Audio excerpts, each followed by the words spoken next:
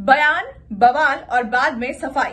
जी हां, लोकसभा चुनाव 2024 के बीच ऐसे कई बयान राजनेताओं की तरफ से दिए गए जिस पर हंगामा बरप गया। और ऐसा ही एक बयान जो है वो आरजेडी सुप्रीमो लालू यादव की तरफ से आज दिया गया, जब तीसरे चरण का मतदान चल रहा है। बिहार में भी कई सीटों पर वोटिंग हो रही है और इस बीच लालू यादव ने आरक्षण के मुद्दे को लेकर एक ऐसा बयान दे दिया जिस पर वो घिर गए। बीजेपी और जेडीयू उनके ऊपर हमलावर हो गई और जब बवाल बढ़ा, बखेड़ा जब बढ़ा तो उनकी तरफ से सफाई भी आ गई। ये पूरा मामला क्या है, क्या बयान उन्होंने आरक्षण को लेकर दिया था और बाद में क्या सफाई पेश की है, पूरी खबर डिटेल में आपको बताऊंगी इस वीडियो के जरिए, इसलिए वीडियो के अंत तक आप बने रहिएगा।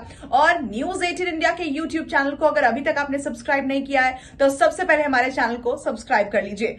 देखिए, आपको याद होगा कि प्रधानमंत्री नरेंद्र मोदी ने कुछ दिनों पहले एक चुनावी सभा में इंडिया गठबंधन के ऊपर एक बड़ा आरोप लगाया था। आरोप इस बात का कि जो इंडिया गठबंधन में दल शामिल हैं वो दरअसल आरक्षण को खत्म करना चाहती हैं। जो एससी, एसटी, ओबीसी इन सभी वर्गों को आरक्षण दिए गए हैं, आदिवासियों को जो आरक्षण दिए गए हैं उसे छीन लेगी इंडिया गठबंधन के सहयोगी दल मिलकर अगर सत्ता में आते हैं तो। और ये आरक्षण धर्म के आधार पर हो जाएगा, मुसलमानों को आरक्षण दे दिया जाएगा, अल्पसंख्यकों को आरक्षण दे दिया जाएगा। ये बड़ा आरोप जो है वो प्रधानमंत्री की तरफ से लगाया गया।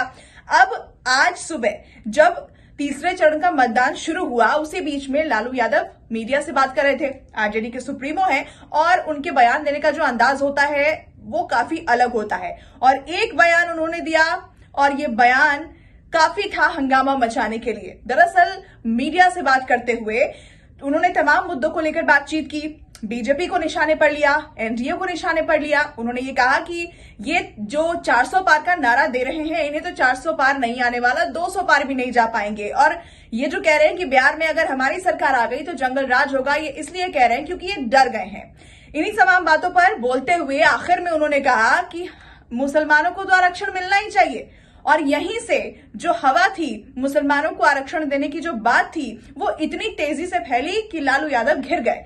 और इसके बाद तमाम नेताओं के इस पर रिएक्शन आने शुरू हुए। बीजेपी ने तो तुरंत मौके को लपक लिया और कहा गया कि प्रधानमंत्री ने जो आरक्षण को लेकर बयान दिया था दरअसल ये उसी का काउंटर बयान है। लालू यादव ने उसी को काउंटर करते हुए कहा है कि मुसलमानों को तो आरक्षण मिलना चाहिए। और यहां से बीजेपी ने तुरंत इस मौके को लपका और तमाम नेताओं ने इस पर प्रतिक्रिया देनी शुरू की और ये कह दिया कि देखिए मंशा साफ हो गई है, यही तो हम कह रहे थे कि ये मुसलमानों को आरक्षण देना चाहते हैं। इस पर बिहार के डिप्टी सीएम सम्राट चौधरी का बयान आया कि ऐसा कभी नहीं हो पाएगा, उनकी जो मंशा है वो धरी की धरी रह जाएगी।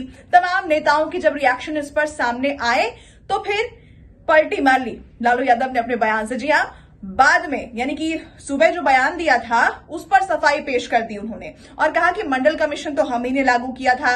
जो आरक्षण होता है वो जाति के आधार पर ही मिलना चाहिए, धर्म के आधार पर कब आरक्षण होता है। तो तुरंत उन्होंने सफाई भी पेश कर दी क्योंकि सियासी पारा बड़ी तेजी के साथ गर्म होता हुआ दिखाई दे रहा था। एक तरफ तापमान बढ़ रहा था, दूसरी तरफ लालू यादव के एक बयान ने बिहार से लेकर पूरे देश में हलचल मचा दी थी और बीजेपी ने तुरंत इस मौके को लपक लिया, गवाया नहीं।